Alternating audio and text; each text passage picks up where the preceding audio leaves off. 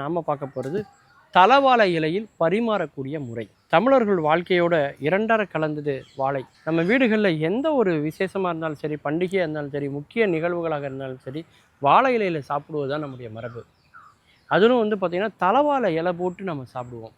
அதாவது அந்த வாழை முழுசாக இருக்கும், பார்த்திங்கன்னா தெரியும். அதுவும் நம்முடைய புராணங்களெல்லாம் பார்த்திங்கன்னா, நம்முடைய நாயன்மார்கள் அவங்களுடைய வாழ்க்கையிலலாம் பார்த்திங்கன்னா, இறை இறை தொண்டர்களுக்கு அவங்க திரு அமுது படைப்பாங்க. அப்போ அந்த வாழை மரத்தில் தான் வாழை மரத்துலேருந்து அந்த வாழை இலையை எடுத்துகிட்டு வந்து தான் படைப்பாங்க. அந்த வாழை இலையும் பார்த்திங்கன்னா எப்படி இருக்கும், விரிந்த வாழையாக இருக்கக்கூடாதான். விரிந்த வாழையாக இருந்தால் கூட அதில் காக்கா எச்சம் போட்டுரும், வேறு ஏதாவது விலங்குகளோ பூச்சிகளோ எச்சம் போடும்.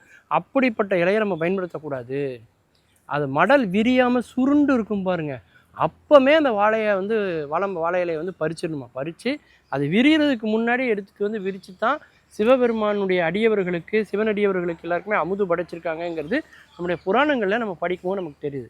அந்த அளவுக்கு நம்முடைய வாழ்க்கையோட இரண்டரை கலந்தது வாழை.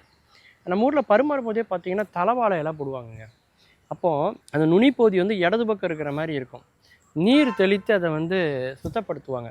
நடுவில் அந்த காம்பு மாதிரி இருக்கும், அந்த தண்டு, அதை தட்டி ரெண்டு பக்கமும் சமப்படுத்துவாங்க. அதன் பிறகு பார்த்திங்கன்னா வலதுகை பக்கம் அங்கே தான் பார்த்திங்கன்னா இனிப்பு வைக்கணும் அப்படின்னு பெரியவங்க சொல்லுவாங்க. இனிப்பு, பச்சடி, அப்புறம் நம்முடைய அவியல், கூட்டு, பொரியல் அதெல்லாம் வச்சுட்டு, அதன் பிறகு இடது பக்கம் பார்த்திங்கன்னா அந்த நுனி இருக்குல்லையா, இந்த பக்கம் பார்த்திங்கனாக்கா ஊறுகாய் வைப்பாங்க. உப்பு ஊறுகாய், அந்த காலத்தில் ஊறுகாய்க்கு முன்னாடி உப்பு வைப்பாங்க முதல்ல. ஏன்னா யார் யாருக்கு எவ்வளோ தேவையோ அதுக்கு இந்த மாதிரி அட்ஜஸ்ட் பண்ணிக்கலாம் அப்படிங்கிற அந்த அட்ஜஸ்டபிலிட்டிக்காக அன்றைக்கி உப்பெல்லாம் வச்சாங்க. அது பக்கத்தில் வாழைப்பழம் வைப்பாங்க, அப்பளம் வைப்பாங்க. ஸோ இந்த ஊறுகாய் அதுக்கு பக்கத்தில் கீழே இந்த பக்கத்தில் வைப்பாங்க. நடுப்பகுதியில் பார்த்திங்கன்னா பருப்பு வைப்பாங்க. சாதத்தை நடுவில் போட்டு அதன் மேலே சாம்பார் ஊற்றி, நெய் ஊற்றி சாம்பார் சாதம், அதன் பிறகு வத்த குழம்பு, அதன் பிறகு ரசம், அதன் பிறகு மோர்.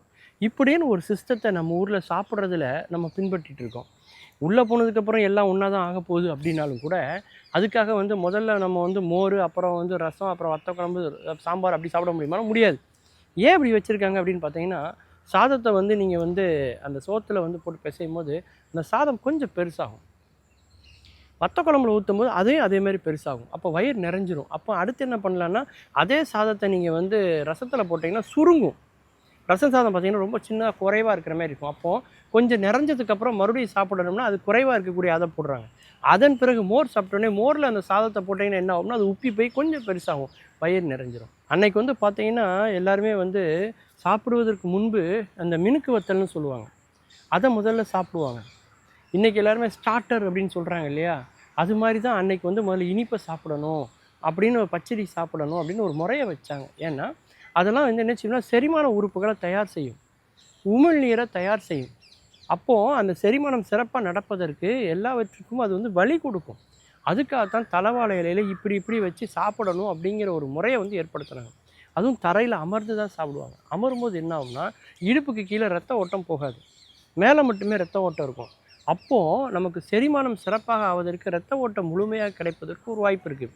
என்றைக்கு நம்ம வீட்டில் சாப்பாட்டு மேசையில் நம்ம டேபிள் வந்துச்சோ, சாப்பிடுவதற்கு நாற்காலி டேபிள்லாம் வந்துச்சோ, அப்போவே நம்ம காலை தொங்க போட்டு சாப்பிட ஆரம்பித்தோம். அப்போவே பார்த்திங்கன்னா நம்மளுடைய டைஜஷன் பிரச்சனை முதல் அடி ஸ்டார்ட் ஆகிட்டுன்னு அர்த்தம்.